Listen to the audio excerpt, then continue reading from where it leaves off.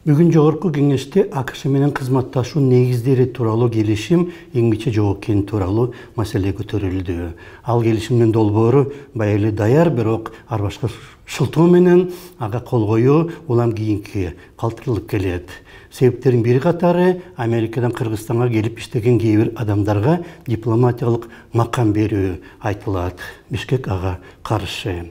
Алгач келишимге 93-жылдын май айында кол коюлган жана анын негизинде көптөгөн америкалык компаниялар жана ишканалар Кыргызстанга миллиондогон доллар жардам көрсөткөн.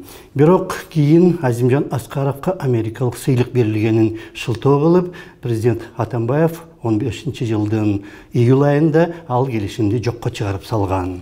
Америкалык тарап дароо жаңы келишим түзгөн жана ага ошол эле 15-жылдын сентябрь айында Америкада кол коюлмак. Бирок президент Атамбаев өз чечимин акыркы мүнөттө өзгөртүп, Бириккен Улуттардын жалпы ассамблеясына барбай калган.